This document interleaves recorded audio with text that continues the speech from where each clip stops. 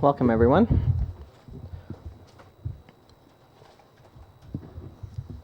So I'd like to explain tonight's meeting. We have, first we're going to be starting off with a public hearing on the 1 kilometer bylaw.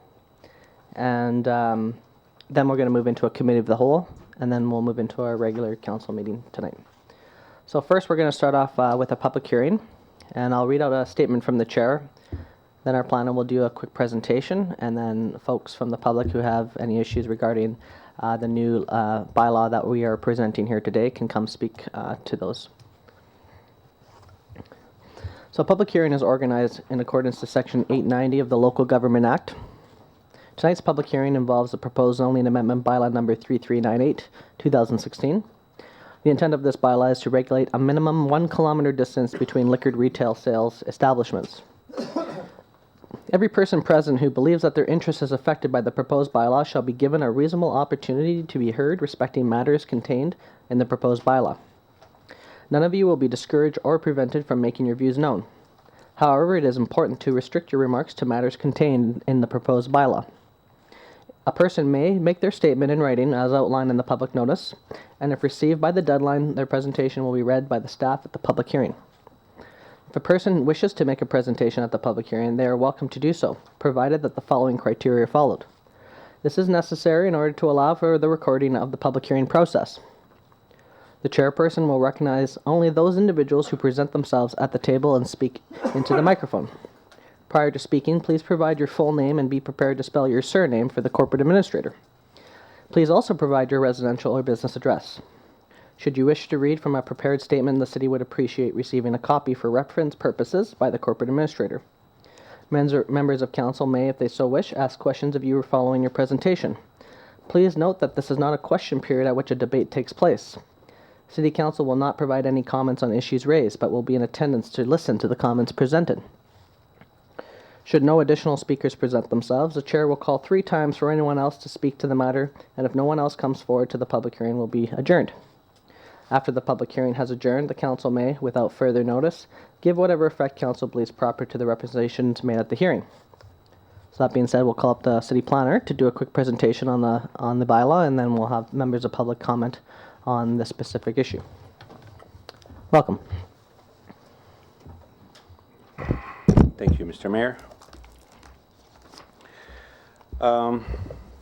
The changes to the Liquor Control Licensing Regulations and the new Special Wine Store Licensing Act affected a number of changes and adjustments to an array of licensing regulations and procedures. Generally, the City of Prince Rupert Administration Department manages liquor control licensing branch applications, which require local government input. The Planning Department is involved on occasions when referrals pertaining to the zoning bylaw are necessary. In this case, the changes in the liquor control licensing regulations provide the option for the local government to regulate the distance between liquor retail stores within the context of the land use regulations. The bylaw, which is proposed, will regulate the distance between any 2 retail liquor establishments to 1 kilometer. Public notices were published in the Northern View on August 10th and 17th, 2016. As of the date of this report, and indeed as at the time of this meeting, staff did not receive any inquiries or comments. However, during the research phase and before the proposed zoning amending bylaw number 3398/2016 was introduced, 2 written comments were received and included in your agendas. That concludes my report. Okay, thank you very much. Okay, so now we'll call up members of the public. For those who'd like to speak to this bylaw, you can come forward one at a time and say your name and surname into the microphone and provide your address as well. So calling first speaker.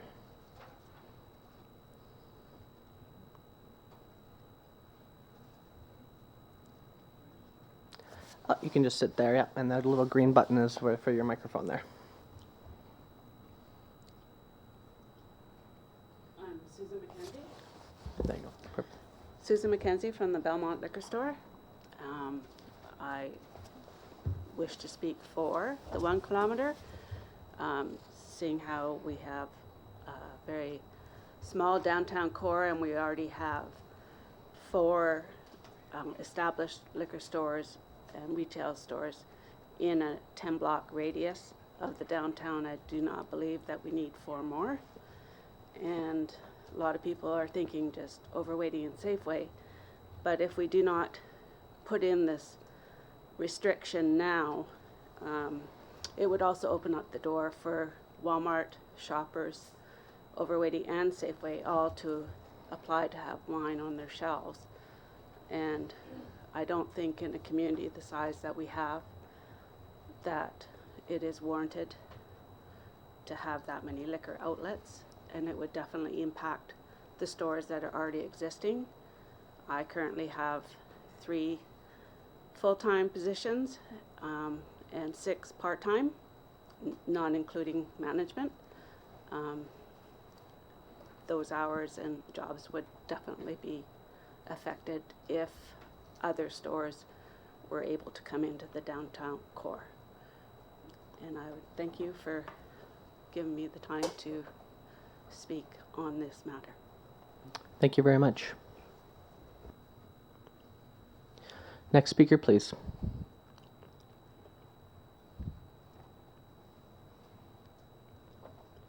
Okay, call a second time for a speaker to come forward. And I'll call a third and final time for a speaker to come forward.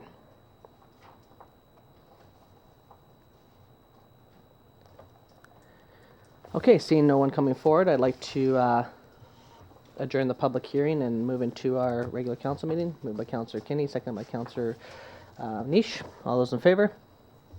All those opposed? Motion's carried.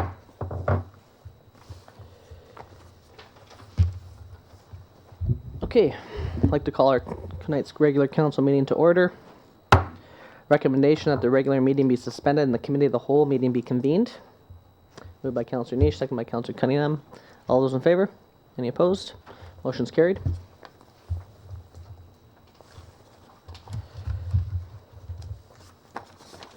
Okay, I'd like to call tonight's committee of the whole meeting to order. Recommendation that the agenda for the committee of the whole meeting of August 22nd, 2016 be adopted as circulated. Moved by Councillor Niche, second by Councillor Ranhawa. All those in favor? Motion's carried. Okay, so now is a portion of our evening where members of the public will be able to come speak to council on any topic of their choosing. So there's no limitation to what you are able to talk about. However, I will read another statement of the chair just to give you some of the rules around this particular procedure. So we've called a committee of the whole session. And so for those of you present this evening and for those watching via television, let me please explain that a committee of the whole meeting is a committee that consists of all members of council. This meeting allows council members to deal with issues in greater detail but is less formal than a regular council meeting. During this meeting, issues are not formally adopted, but recommendations may be made at the next regular council meeting. At that time, the recommendations of the previous committee of the whole meeting will be adopted and acted upon. Some key points to remember when making your presentations are: remember, council meetings are televised, and it is very important to introduce yourself and, if applicable, name of the organization that you are representing and speak directly into the microphone. When presenting, please address any comments or questions to the chair. Keep your presentations brief. 3 minutes would be ideal, as a council has several presentations on their agenda. Once you have completed your presentation, please ensure you summarize any requests or concerns. The chair will then ask council members if they have any questions. Remember, there will be no decisions made at this meeting on any requests or concerns you have made. Lastly, requests will be referred to staff for review, report, and recommendation to council. Council's meetings are very full. We would appreciate your consideration of your time allotment. So that being said, we'll call any presenter who'd like to come to the microphone to speak to council today.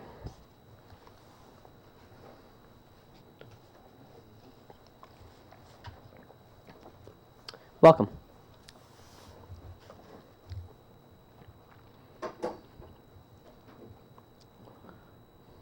You have to hit the little green button there, yeah. I'm Mike Ikari.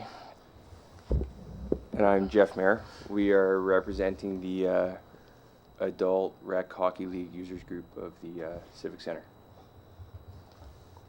Okay.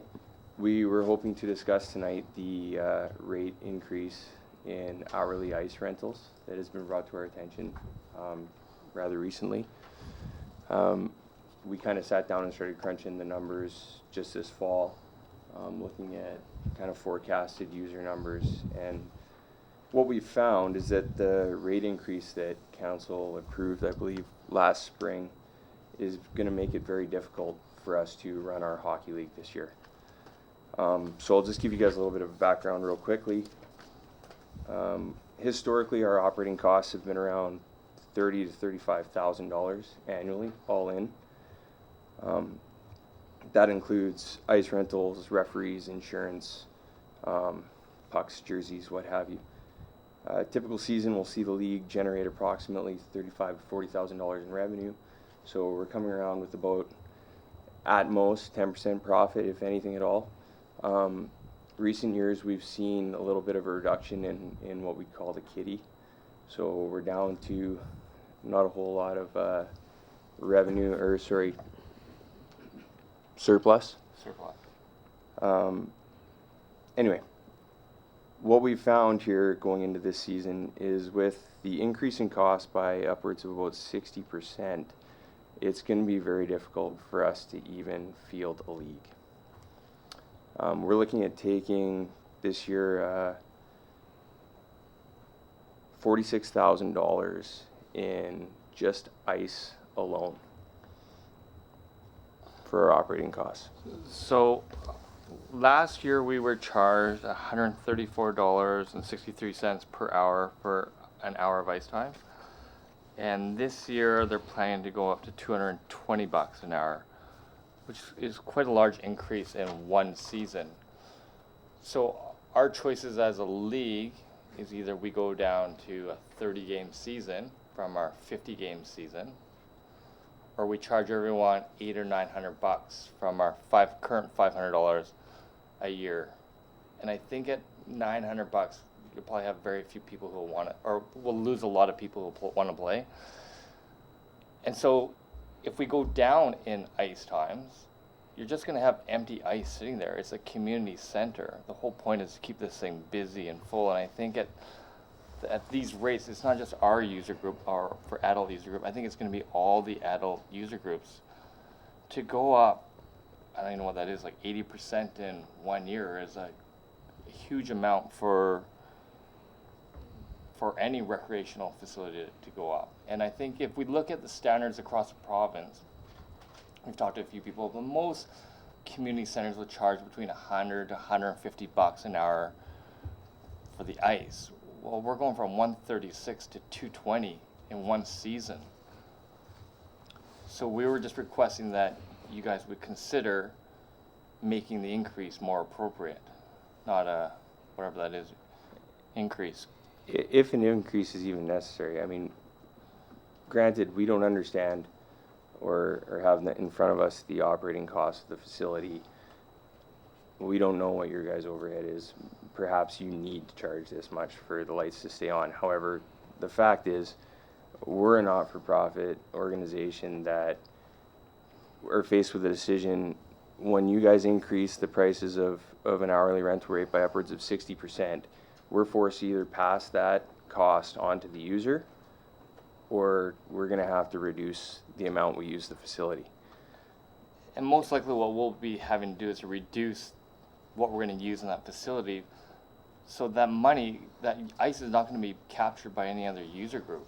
I can tell you guys too, we've already seen our enrollment, our forecasted enrollment this season has gone down by as much as 15 to 20% as a result of some scheduling changes in our ice times. If we now roll out to our user group a 60% increase on their annual fee, we're going to see those numbers drop significantly further. It's going to.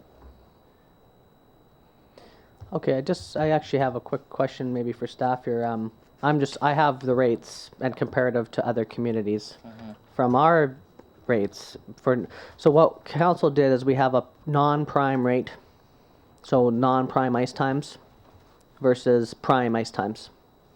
So we're the only municipality around that hasn't done that, and we've never done that. And what we did this year was institute a prime rate, which is the rate times 1.5. So from my figure in front of me, I don't know, Ms. Bauman, if I'm correct or not, but from what it says here is Prince Rupert's non-prime rate is $54.2 per hour, and at a prime rate is $81.30. That's what I have in front of me. So the $200 an hour, doesn't seem consistent. I don't. The information in front of you is in regards to the youth. It's not in regards to the adult rates. Oh, So the okay. adult rates are in the bylaw. Gotcha. Okay. I believe the adult prime rate is anything from 8 o'clock at night on the weekday till midnight, and anything at all during the weekend. My understanding is that correct? Corinne, you might know that. I'm sorry, could you repeat the times? I was looking up the bylaw. I think the prime rate for the adult user group is anything after 8 o'clock on a weekend. 8 a.m. Or sorry, on the weekday. Okay. And anything during the weekend is considered adult prime ice time. Weekend is all prime. And as far as the times for adults, I'm just looking to our recreation director. It's 5 p.m.? No, it's on page 5 of the bylaw, Page 5? Okay. of the definitions.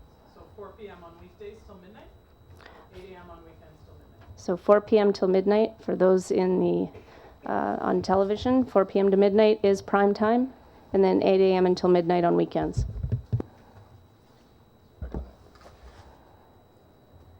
So, I mean, I guess as a collective, our user group respectfully requests that you entertain reducing these costs so that our league can be successful. Additionally, I would challenge that 10:45 p.m. at the night is not a prime ice time.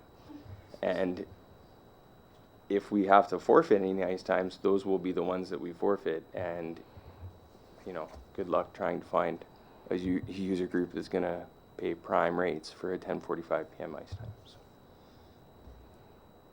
Okay. Councillor Cunningham.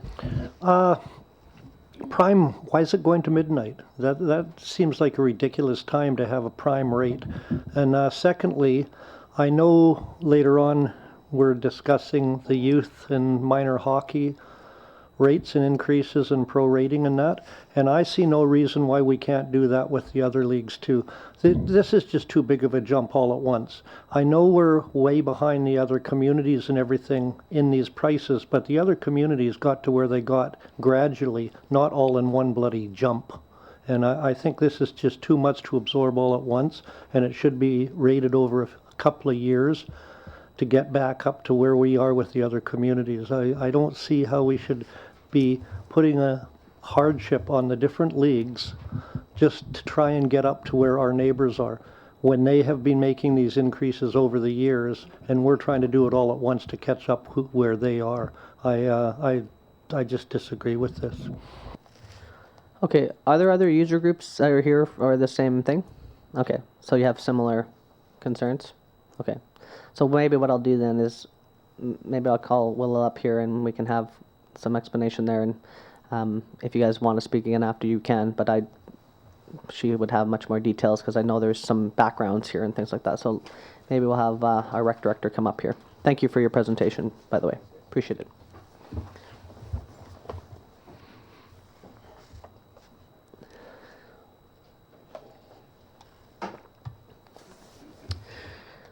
Thank you for coming.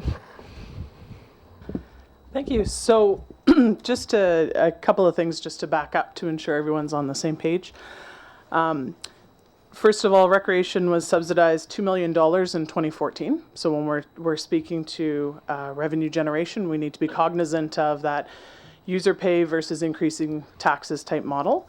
I'm impressed to see that the Rec League has committed to ice time, which is tremendous.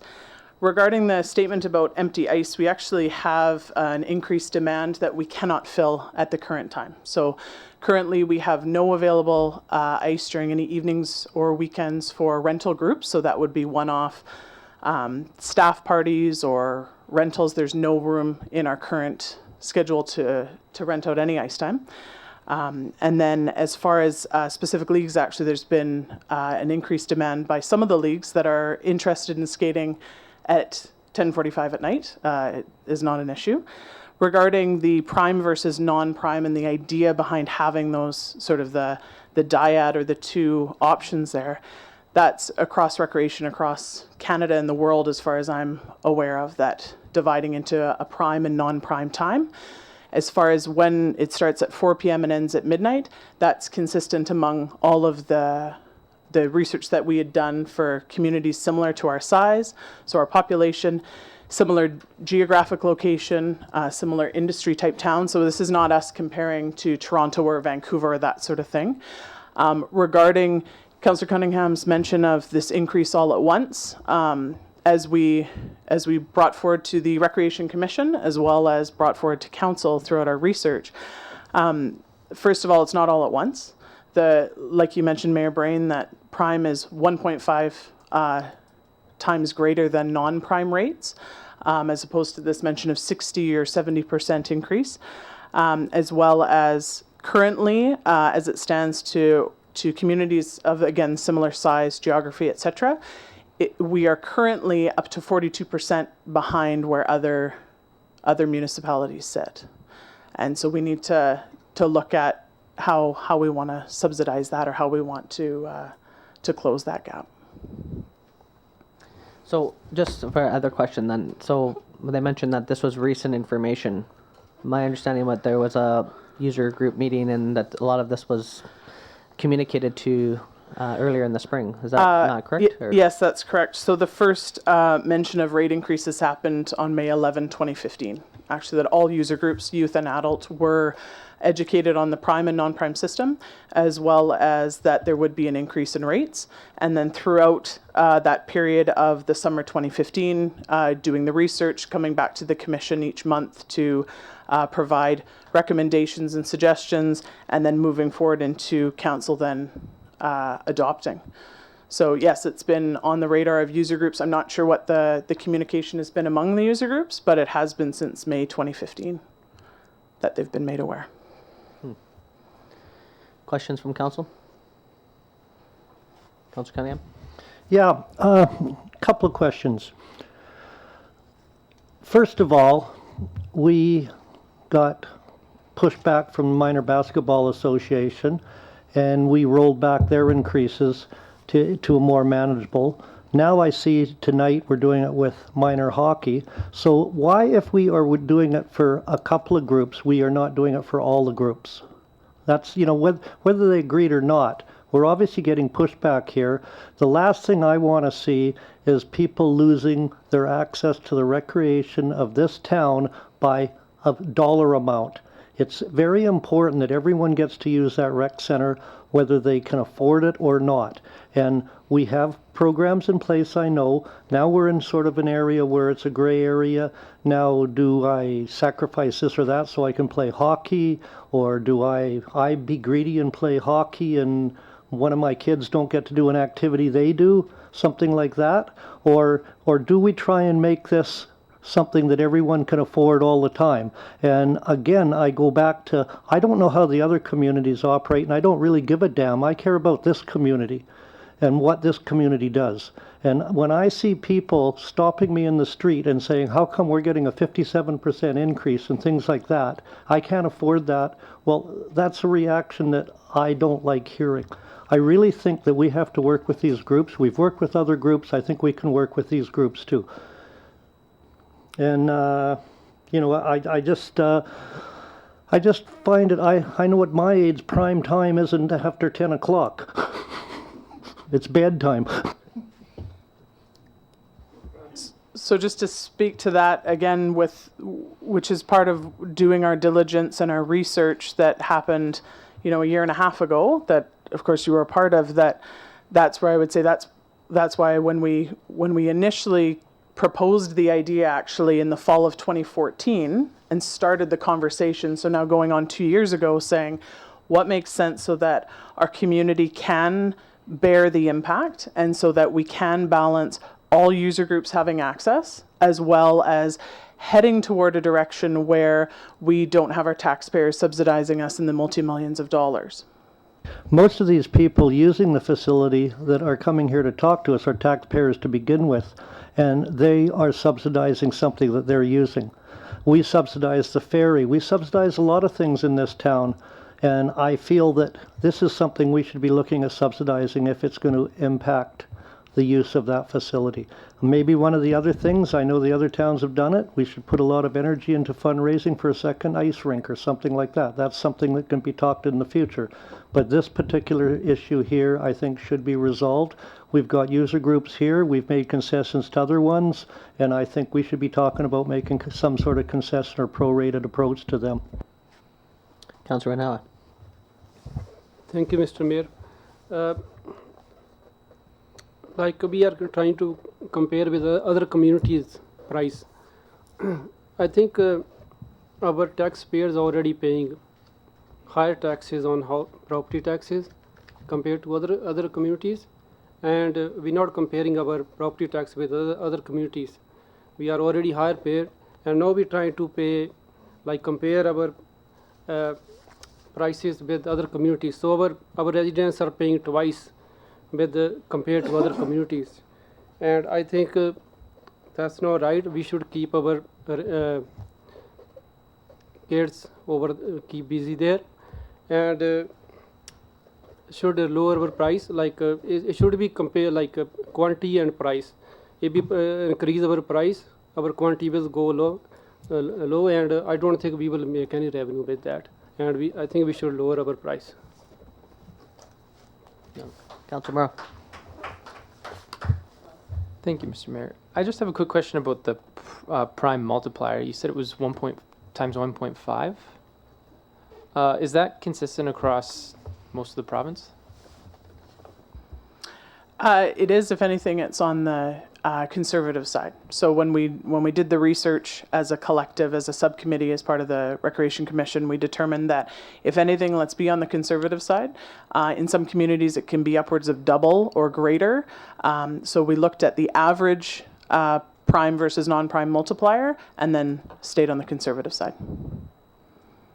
The reason I ask is because, at least with the rates that I've got in front of me, it doesn't look like the issue is the non-prime rates. I mean, I haven't really heard too much of concern. When I'm looking at this, we're anywhere between $10 to $20 an hour cheaper than Terrace and Kitimat, but it's when you start to talk about how you define prime time and what that multiplier is where you start to run into that issue of those rate increases. So I'm wondering if we would have the flexibility. I mean, Councillor Cunningham has mentioned maybe changing the time of prime, bringing it back a little bit from midnight, but I'm wondering, from a different angle, could we maybe make that multiplier a little bit more conservative so that, I mean, to me, the main issue is the prime rates per hour, not the non-prime rates. So if we were to change that multiplier slightly, I think that's where we'd be able to at least meet in the middle a little bit better. I'm just kind of wondering your thoughts on that. Again, with the recommendation that was brought forward to council after, again, over a year of research, obviously I feel very comfortable with what the rates are. They wouldn't have been proposed in the first place. Obviously, I default to council with how they wish to, or how you wish to move forward, and if you'd like to go down that road and explore, of course, I'm always happy to have the discussion, or however council sees fit. Councillor Nish. Looking at the rates that this is for the minor hockey that we're looking at doing later. I really think that, like Councillor Cunningham said, I think maybe we have to take a look back at this, because when this was all brought forward, to me, once again, I'll bring it up, it was more about kind of like a 5% increase. Now, when it actually got into it and we started to see the ramifications of all the different groups using the Civic Center and how much it affects them by putting primes in there, and kind of when we were looking at this, I think we were all kind of more under the understanding that there was going to be a 5% increase. Now, maybe we were a bit naive on that, and I think when you start adding in all these prime rates and seeing how much it affects these groups, there's no doubt that we are behind other communities. I do understand that, and there's no doubt that we're already subsidizing $2 million a year. So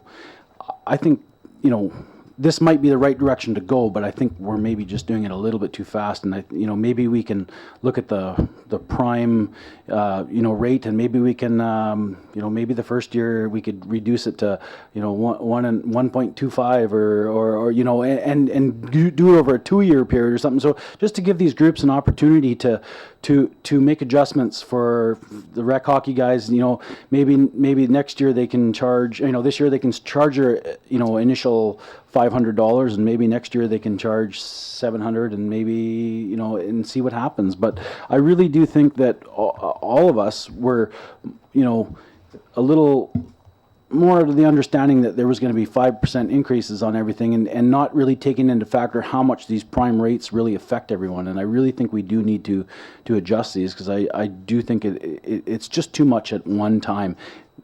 But that being said, I do believe that we have to head in that direction, because our costs are going up. I think, if you do look at how much we put into it every year and how much we actually generate from it, it's not that much. But I also don't want to kick everyone out the door and say, well, all of a sudden rec hockey's not there and we aren't getting anything. So I do think that we do need to make adjustments here. Whether they're short term, maybe this year, next year goes up a bit more. I do think we need to do something. Okay, so I'll say, because I sit on the Rec Commission, so does Councillor Cunningham, so does Councillor Renhowa. I wish we had these discussions then. However, I think what Councillor Nish is saying is, there is, once you put it into effect and then things start to process, for when you're looking at paper without application, it makes sense, and then all of a sudden these things come out. And that's, okay, so we need there's obviously a bit of an appetite here for adjustment. However, it should be said that a lot of this was communicated to all these groups well in advance. So in terms of this last minute notice stuff, I'm not sure where that's necessarily coming from. So I have the meeting minutes from the meeting in May. I have the signatures of all the attendees. So it would have been obviously much better for us to have that to us well in advance, because the season's now beginning. And so we're going to obviously, if council decides, play some catch up with that. That being said, the rates are going to go up, because we need to do that to keep the sustainability of this facility in check, and we need to make capital improvements on the facility as well. It's not just about maintaining it to where it is. It's people want to see new and better things actually happen there as well. So we have to also get ahead of the curve, which was part of us getting in comparison with other communities. So that being said, it's definitely not our intention, as Councillor Nish is saying, to say, okay, we just want to hit you all at once. So I would ask, what we're doing tonight with the youth rates, is that a similar possibility what we can do with the adult rates, I guess is how I would see it another way. Is it possible to do a similar thing that we're doing tonight, potentially with these other user groups? I would like your opinion on that, because I don't know if there's a decision that can be made tonight that's going to rectify this, but I would like to know, and it might not be tonight where you can answer that, but is that a possibility? To ease them into the increase so that when they reach it, they're prepared that there is a time coming when those fees will increase. Again, yes, I'm happy to explore whatever direction council would like to see those rates go.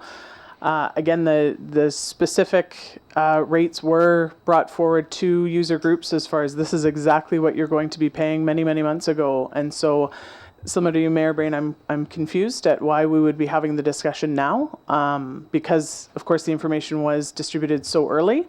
That said, of course, I'm happy to look at, if that's the direction of council, would like to see adult rates explored again as well. If that's the direction, of course, I would follow that.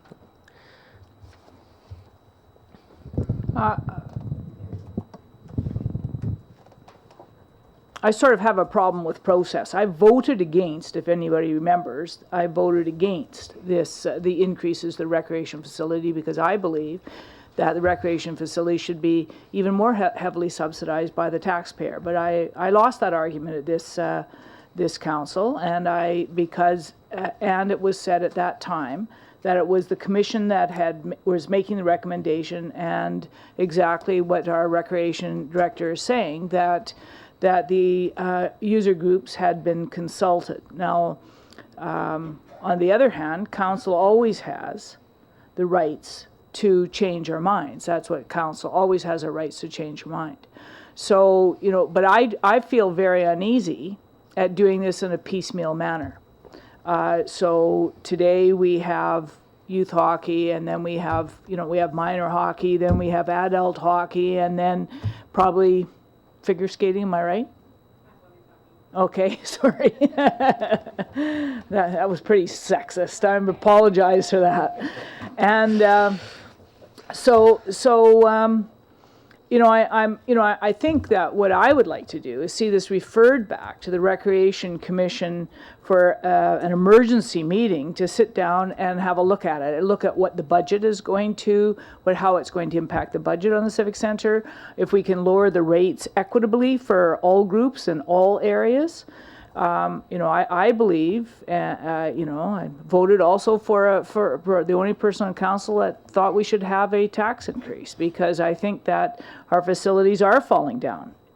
It's a point of view that's very different, but I don't believe it should that the users should be that the users, especially in town when we are, you know, I guess we have the haves and we have the have-nots, and that deals with adults and children. And we have, everybody gets to play to try to look after the children.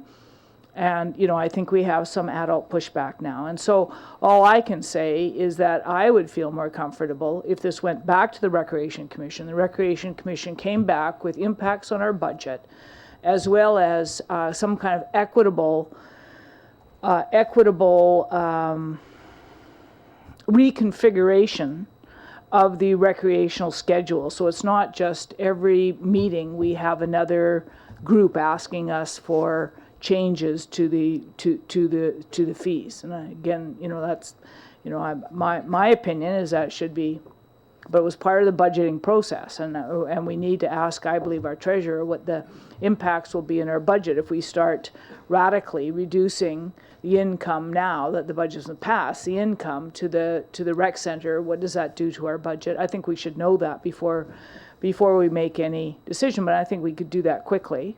I think the Recreation Commission could make a decision and come back, I would hope, by the next council meeting.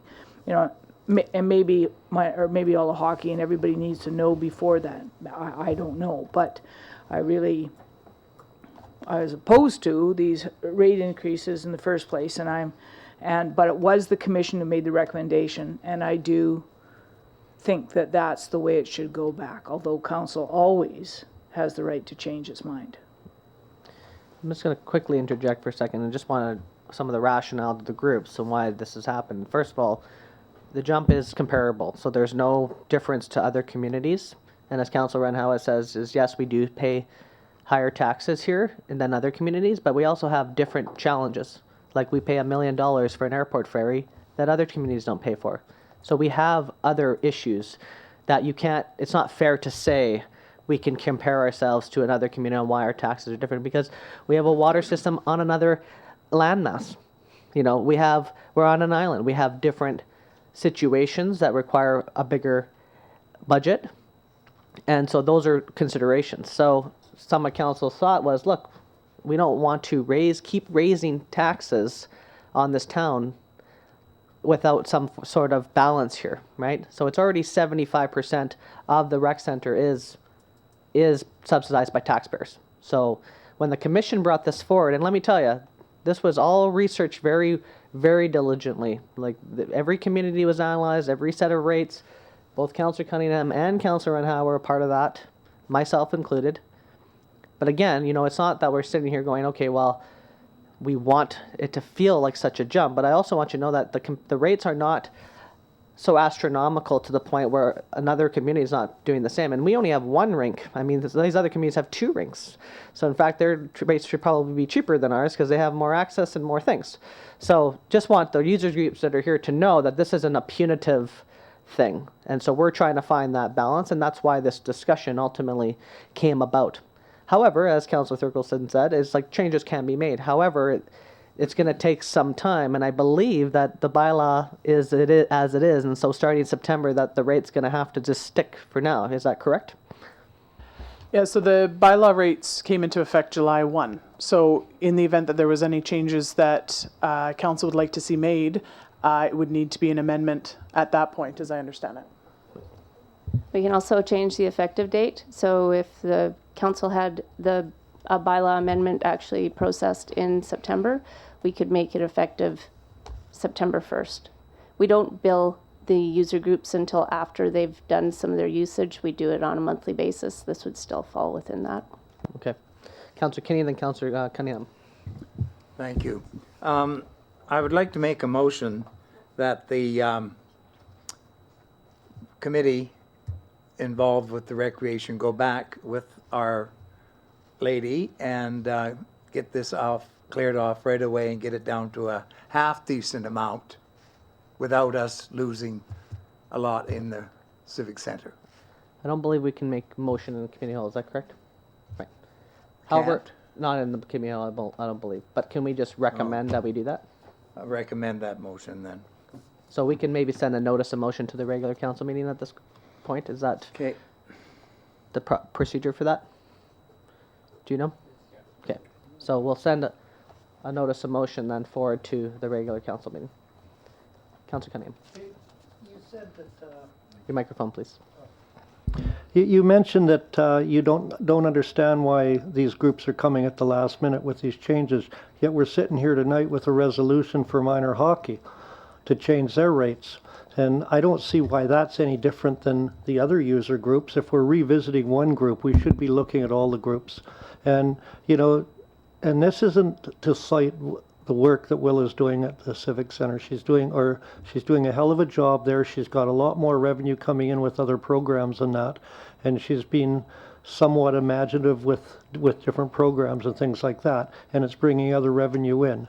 And, you know, this was missed by the Rec Commission. And I was sitting there with it.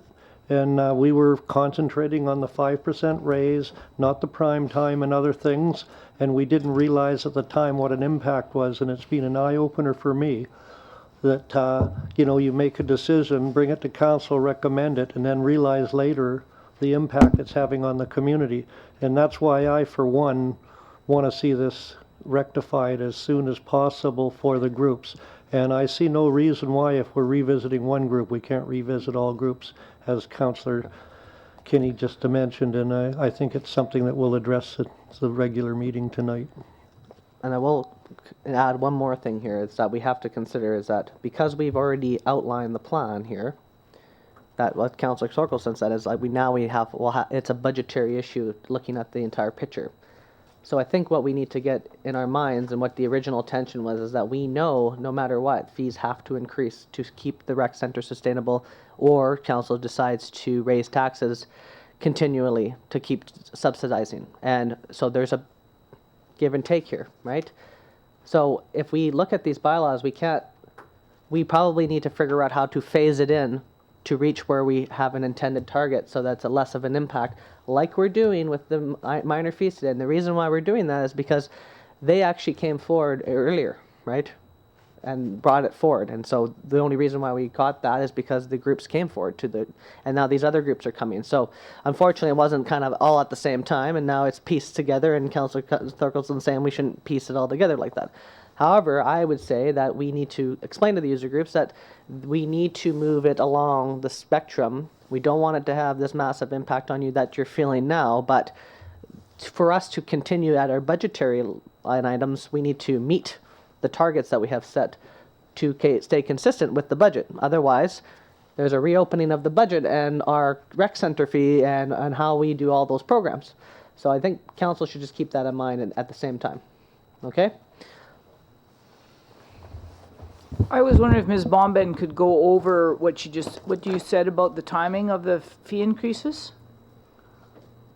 I was mentioning that we wouldn't be able to have another meeting for a bylaw amendment until September, because we would hopefully the Recreation Commission, if that's what council desires during the regular meeting, if there's a motion to get the Recreation Commission together to make a recommendation to the city staff for a new bylaw, it would come forward in September. So of course it takes 2 meetings at least to pass a bylaw. And of course, most of these organizations will already be on the ice. We could have the bylaw effective September 1st with respect to the ice itself in that particular fee structure. And then we bill at the end of the month anyway based on what the actual usage is. So although the schedule says what it says, sometimes they're supposed to provide 2 weeks notice on whether or not they're actually going to utilize one particular ice slot. For instance, there could be a tournament going on for any one of the user groups, in which case some of the other user groups, although normally they have their regular time slot, they wouldn't be using the ice that time. So we do a reconciliation every single month, and then we send a bill out to the user groups. So it would capture that if we were to make the bylaw effective September 1st, and we would be able to capture the change in the rates. So also that could potentially be a special meeting then, if we needed to catch the 12th date. Okay. Okay, are there further questions? Okay, thank you very much.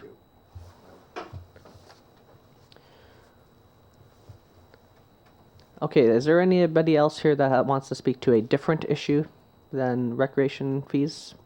Because I believe we've captured the argument in its entirety there and have heard one user group, and I believe it's echoed throughout the others that are here.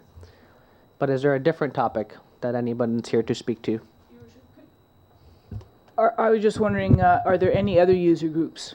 You're all from women's hockey? Figure skating. These are ice groups, correct? Ice. Yeah. Okay, ice so groups. I just Yeah. want, That's what I figured. Sorry, I was just assumed they were all ice groups. Okay, is there other things here? If not, I'd like to move on to our regular council meeting. Okay, I'll move to reconvene our committee of the whole and move into the regular council meeting. Moved by Councillor Niche, seconded by Councillor Moreau. All those in favor? Any opposed? Motion's carried. Thank you for coming tonight.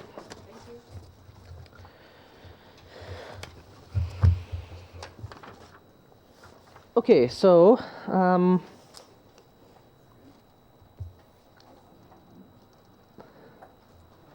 just a quick procedural question about Mr. Long. Quick procedural question about notices of motion. Are we able to do notices of motion in a committee of the whole to go to this regular meeting? Okay. So then I would like to recommend that the agenda for the regular council meeting of August 22nd be adopted with additional item, we'll call it 11A, the notice of motion from Councillor Kinney. Okay, moved by Councillor Guanhawa, seconded by Councillor Niche. All those in favor? Any opposed? Motion's carried. Okay. Moving on, 3A, recommendation that the minutes of the special regular council meeting of July 20th, 2016 be adopted. Moved by Councillor Cunningham, second by Councillor Niche. All those in favor? Any opposed? Motion's carried.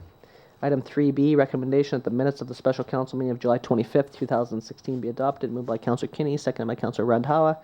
All those in favor? Any opposed? Motion's carried. Item 3C, recommendation that the minutes of the regular council meeting of July 25th, 2016 be adopted. Moved by Councillor Cunningham, second by Councillor Moreau. All those in favor? Any opposed? Motion's carried. Item 3D, recommendation that the minutes of the public hearing of July 25th, 2016 be adopted. Yep. sorry, but I noticed, and then I'm too busy writing notes to myself. Lotar, I don't know if it's in one of the minutes that we passed or if it's in this minutes now, but Lotar's name was spelled wrong, Lotar Shisa. Okay. And I just wanted to note that, so it should be spelled correctly. So whichever set of notes they're in, I think it was a committee of whole. It would most likely be the committee of the whole. Yeah, I think so. And it just that his name was spelled wrong. Whichever set they were in, I thought. I think that would be 3E. Yeah. Correct? That is 3E, yes. Okay. Okay, did I get this motion on the floor? Yes, you did. I interrupted it. It's on the floor? Okay, so all those in favor? Any opposed? Motion's carried. Item 3D, recommendations that the public, that was paused. 3E, recommendation that the minutes of committee of the whole meeting of July 25th, 2000 be received with the additional change of Lotar's names being spelled correctly. Moved by Councillor Cunningham, second by Councillor Niche. All those in favor? Any opposed? Motion's carried. Okay, so moving on to the report from our Director of Recreation and Community Services. So there's a recommendation on the table, which I'm guessing council's gonna want to be moving forward on, but would you like to say something before we move here? Yeah. Okay, so perhaps we're recommendations to table this into the new process that we potentially want to enter to. Okay, so moved by Councillor Cunningham, second by Councillor Niche. Discussion. Just a request if council wishes to move forward in that direction, that if there's specific criteria or thresholds or numbers when we talk about what the appetite is for council for adjusting any fees, if that information could be forwarded to the members of council that are part of the Recreation Commission, so that way we can build that into any further recommendations, so we're not in a similar situation in the future where we bring back adjusted numbers and they're not amenable by council. Correct. I just think from my perspective, and I kind of think it's what Mr. Cunningham was speaking to, and maybe even Gurvinder, is that, I just think how badly it's affected everyone so drastically, so fast, I think is the key here. And I think we all realize that the rates do need to go up. I mean, we do need to catch up. We were in a town with a depressed economy for 10 years and everything kind of stayed stagnant, but really that hurt us more than it did help us. And I just think that it's more about kind of easing everybody into it, and whether that means it's next year, just ease it off a bit this year. It obviously, we need increases, unfortunately, but I think we just need to step it a little bit more, just like you guys have proposed here with the minor hockey. I think that something along those lines, maybe similar to that is what I see, good from my perspective. We can just continue this discussion at the commission, but if you have something else to say. Yeah, I'd like to know who came up with this formula for minor hockey, and it wasn't put through the rec commission itself either. Like here we are now pushing all these rates back to the rec commission, Well, but we this haven't one, made that decision yet, and I feel our recommendation should actually just have our staff quickly figure it out so it can come back to council quickly. I'm not sure why we need to have the recreation commission, but that's at that motion. I wanted to discuss that because this is a staff administration issue, right? That's why we've hired these people to do their jobs. And we, as a commission, looked through all this, and now we're seeing some unintended consequences, which we all approved. However, I do feel this is an administration issue, but if we feel the commission needs to get back involved with this, I will just say it's probably going to take more time to figure it out than having the staff who created a formula, which worked for minor hockey, and it worked for them to have the formula. I don't see why it needs to go back that far, but that's the discussion I wanted to have at the actual motion that Councillor Kinney has put forward. I just think that we should deal with this as a package. So I think we should have the discussion under 11A, and I think we need to, however we decide to do it. What I understand from Ms. Bombin is we don't have to kill ourselves to have 4 meetings in a row or whatever we need. For the rec commission people, you don't need to kill yourselves because she only bills at the end of the month, so she can always change the billing if we make the bylaw retroactive. So we can always change the billing retroactive. So that's the idea. So it's not saying that we should drag our feet, but we should definitely. I'm just concerned that next week you get the basketball people, and then we get the floor hockey people, and then we get So I'm just saying that I believe it should go back to the rec commission if our rates were too high for all of those organized sports. Then we need to look at them and then redo them. If they're only too high for the ice sheet people and everybody else, looks fair, then the Recreation Commission should leave it at that, and definitely staff has to make that motion. And that's why I think we should talk. Sorry, Your Worship. I think that's why we should address it as a one entity under what Councillor Kinney is saying, but I would also like to hear from our staff whether she has heard any disgruntled murmurings from people who use a civic center, or is it just the ice sheet? Well, the prime and non-prime only applies to ice time. That's correct, right? So it's only ice. The basketballs are all good. They're already moving forward, and we did do a change for the square footage, which is why we made that change. It's because we had it based on square footage, which had no real kind of, I guess, the same type of rationale that prime, non-prime does. And so when we put square footage, all of a sudden it was this massive inflated price around the basketball court, which then we changed and we made that change. So now this would apply to ice. We can talk about that in the next motion. So at this motion, we have a motion to table this. Okay, so all those in favor? Any opposed? Motion's carried. Molly, want to stick around anyway, so thank you. Okay, moving on to item 6B. Recommendation that council receive the July 2006 financial variance report after Ms. Bombin mentions it. Thank you. The July 2016 financial variance report is in front of council. Most operating departments are within budget for this time of year. Utility budgets and capital projects are on target. The water project was delayed, however, a call for tenders will begin soon. The recommendation is that council receives this report for information purposes. Okay, moved by Councillor Renhala, seconded by Councillor Kinney. Any discussion?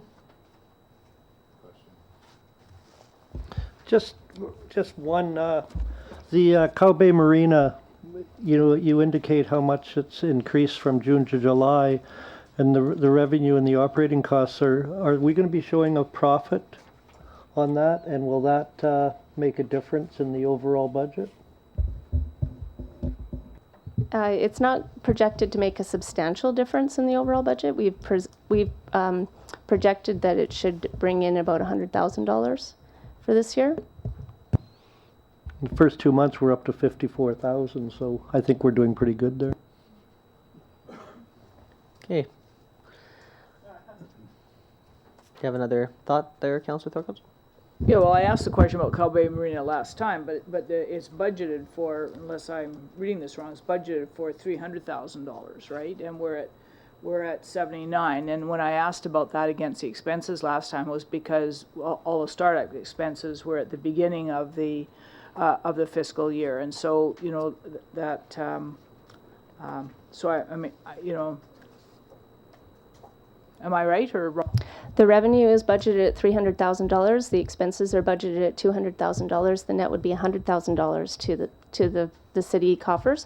The expenses are higher than the revenue at the moment currently because we had staff starting from January 1st, and we did not have any fees in place as of yet. So now we are we were catching up with our fees, but our costs have started at the beginning of the year.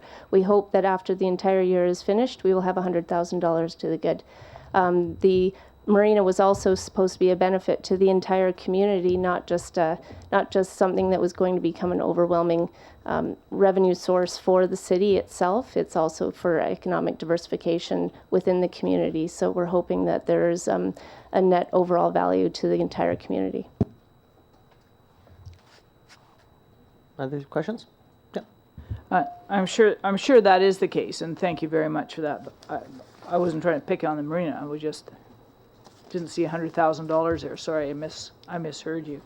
What I was wondering though is about the airport revenue, and our ferry revenue is still down, and I was wondering if are passenger numbers down? Is that why? Because what is the if our passenger numbers are the same, shouldn't our revenue be the same, or was there some other reason with the Hawk Air leaving that our revenue would go down? Air Canada isn't running a third flight every single day, whereas Hawk Air did. So although Air Canada's numbers their loads are a little bit higher, it doesn't 100% replace Hawk Air's departure. Anything else? Okay, hearing none. All those in favor? Any opposed? Motion's carried. Okay, report from the city planner regarding the development variance permit for 945 Admirals Avenue. Welcome back. Thank you, Mr. Mayor. So the first one on the deck is for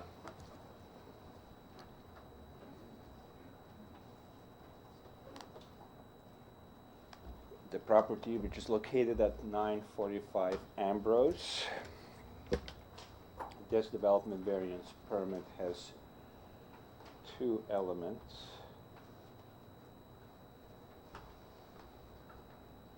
Give the computer a bit to respond. The first element is variance to reduce the rear property setback for the deck to 0 lot line. This element also contains an encroachment agreement, which engineering department is prepared to issue, subject to this development variance permit being approved. And the second element of the development variance is rear back setback to 6.6 meter for addition, which will be located as indicated on this drawing.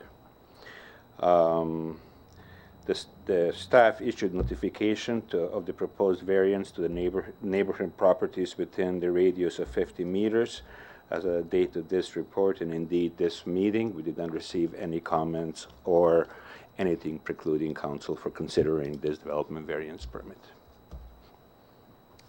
Okay, any questions? Just one clarification. You've got the dwelling next door, and you've got the steps encroach 2.7, and then you've got your addition there. And what's the distance between that step encroachment and the addition that's going on in the yellow? You mean this here? This right here? Uh, Oh, yeah, right there. steps. The steps are not part of the development variance. It's just this part right here for the back setback, not side yard setback. Side yard setback is adequate. It's 4.2 meters, 4.2 feet. Other questions? Okay, recommendation that the development variance permit application number DP 1607 for 945 Ambrose Avenue proceed to final consideration. Moved by Councillor Niche, second by Councillor Kinney. Any further discussion? All those in favor? Any opposed? Motion's carried. Okay, moving on to item D, another development variance for 1812 Atlan Avenue. Well, just give it a second. This development variance permit is for the property located at 1812 Atlan Avenue. It is to vary the side yard setback for the purposes of building a new deck, which will wrap around to the back. The value of the side property setback would be reduction to 20 inches or 1.5 feet. Staff issued notification to the proposed variance to the neighboring properties within the radius of 150 feet. As of the date of this report, and indeed this meeting, we did not receive any comments that will preclude the council giving final consideration to this permit. Okay, any questions? Okay, so the recommendations that development variance permits number DP 1614 for 1812 Atlan Avenue proceeds to final consideration. Moved by Councillor Renhowa, second by Councillor Cunningham. Any further discussion? All those in favor? Any opposed? Motion's carried. Okay, move on to correspondence. Recommendation that Mayor and Council give direction to staff to prepare a letter of support on behalf of the Prince Rupert Unemployment Action Center to assist with their funding applications. I'm the secretary treasurer of that organization. I should leave. Okay, And I'm a director, so I should too. okay. Anybody else?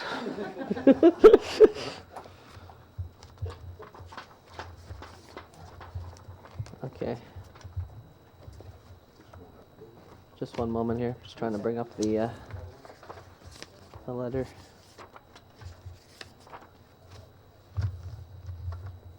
So there's two, I believe. To fund a second advocate to take some workload from the current advocate, to allow a new advocate become affiliated with clients. So I believe there's a couple recommendations here. Yeah, okay. Okay, yeah. Okay, moved by Councillor Randhawa, second by Councillor Kinney. Okay, any further discussion? I believe we probably all have strong support Lots here. of people in, I think especially canneries not working this year, lots of people will be unemployed, and I think we should support this letter and funding for them. Absolutely. Okay, all those in favor? Any opposed? Motion's carried. You can just keep them out there.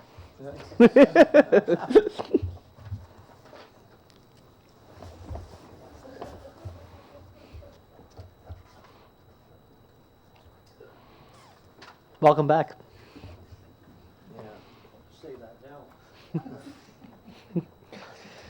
Okay, another report from the city planner. So, after hearing from our public hearing today, we have a recommendation that council considers giving third and final readings to the zoning amendment bylaw number 3398, 2016.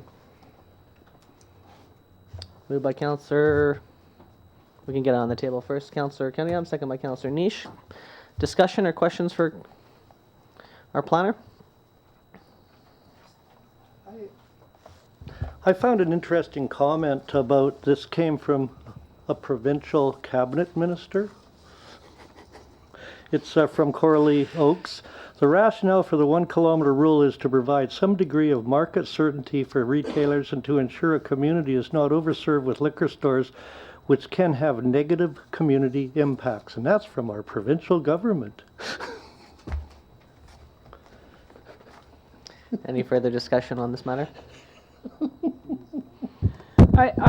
When this was first proposed, City Council didn't want to take a position, although it did later, and that was the previous City Council. And I heard stats this morning on CBC from George Baker has some stats, and I think I'm quoting them right, but he said right now Prince Rupert has one liquor outlet for every 2,500 people, and in Vancouver, where it's one for every 20,000 people. So I'd suggest that's we don't really need a proliferation if that's the level that we're at of any more liquor outlets. And but the other thing is University of Victoria Centre for Addictions Research.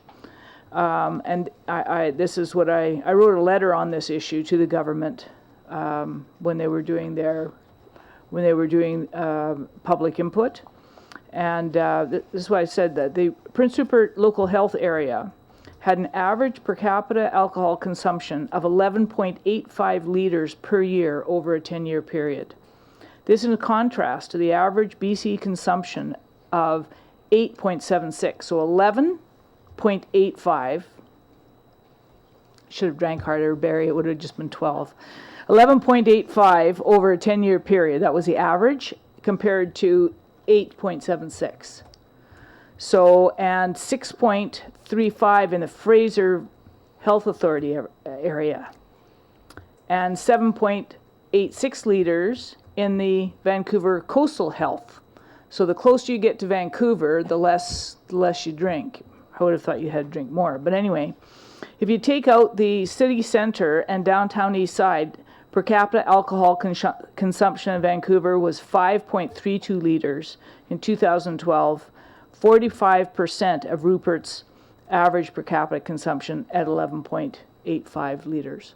So, that is why I have been opposed to opening up any more liquor outlets. I think that there are plenty of liquor outlets in Prince Rupert as the data shows. So anyway, that's the data. I don't know if there's more updated data. They had some different data on CBC that showed a lowering, but I don't know where George got his data from. So that was from Victoria, University of Victoria Research Center. So anyway, I just want to let people know there's all sorts of other interesting stats, but the RCMP always will say that alcohol on almost every major crime and on most vandalism crimes, alcohol is a a contributing factor, sometimes a large contributing factor. And I just think that we need to be careful about making something like alcohol more available. It's not that it's not available enough in Prince Rupert. Further discussion?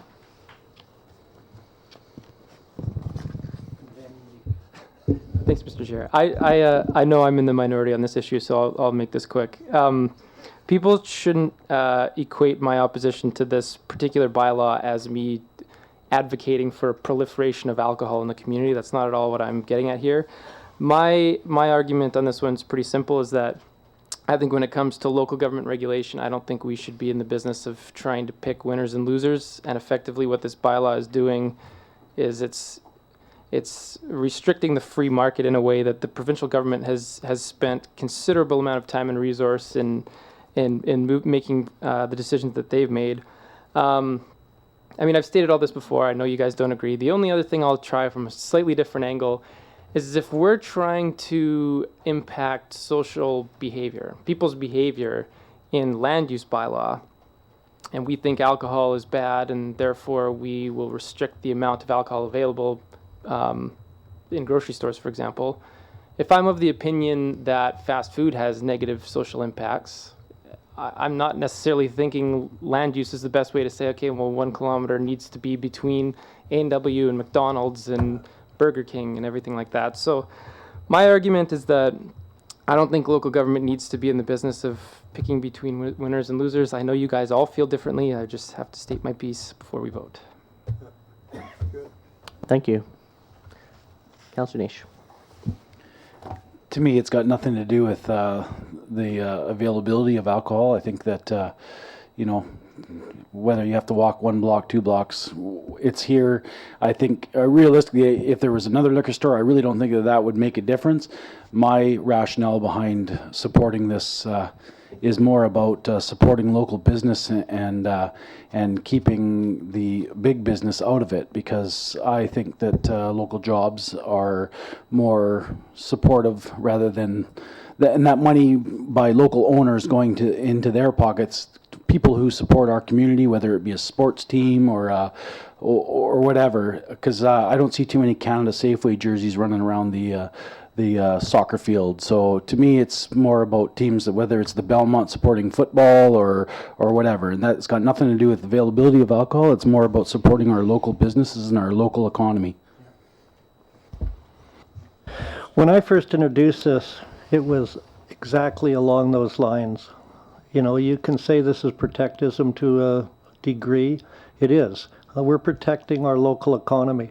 You know, if you take a grocery store, they're going to survive if they don't have liquor on their stores. You put liquor on the grocery store shelves in this town, and you're going to lose jobs. Each beer and wine store in this town, not counting the liquor store, employs 6 to 7 people. That's 28, 30 jobs. We might lose half of them. And right now, the way the employment's going in this town with the cannery and everything else, every job is a very valuable job. And we need everyone we can get. You know, it's only a 1-ticket item going through a cashier at Safeway, but it might be a lot more. And, you know, some people said to me, well, they should have the choice of freedom of where they can buy it. Well, you know, they are protecting a job by on their way home after buying that quart of milk and stopping and getting a case of beer or a bottle of rum or whatever it might be. But they're protecting a job by taking the extra 5 minutes to do that. Councillor Morrow. I'll just make one more quick point in response. So if I'm hearing then now there's an economic argument as well as a social argument, which is fine. And you're mentioning supporting local. So I'll give you a really pertinent example. I know our situation is fundamentally different than Kamloops, but what they did is they came forward, they passed a bylaw, 1 kilometer liquor bylaw, and the grocery store down there came to them and asked for a variance, which was now under reconsideration after it was originally rejected, because what they committed to was only stocking local wines on their shelves.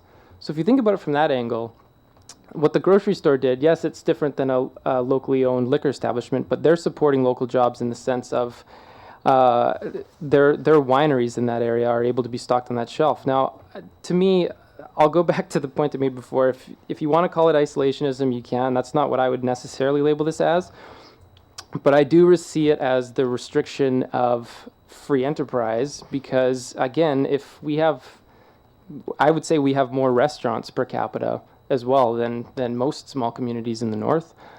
If we have different fast food chains that want to come in, you know what? That's going to take business from our local restaurants. There's no way you can argue that, right? So it's a matter of where we want to draw the line. I know you guys would draw the line differently than me, but that's from an economic standpoint. That's why I'm saying I don't think we want to get into the business of picking winners and losers.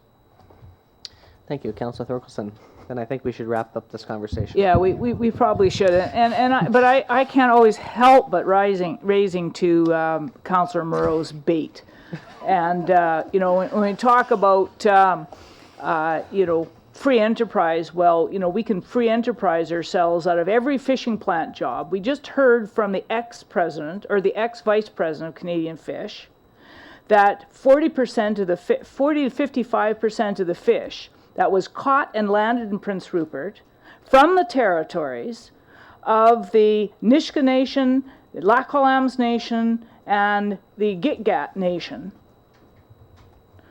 is going to China for processing. Now, if you think just because free enterprise and competition and everything is a marvelous thing, we will never be able to compete with that. And so I believe that we do have to look after our Canadian asses. And I think if we don't, then we are a bunch of patsies. And so I do believe that we need to look after our local businesses as best as we can.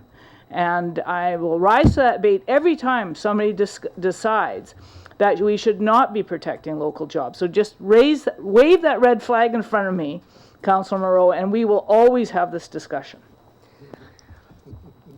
I don't think Councillor Moreau was wanting to go to the fish debate there. However, he's made his points. And do you have anything of substance to add to this conversation, or should we just call the question here? We'll just call the question. Okay, let's just, we're good. Okay, points have been made.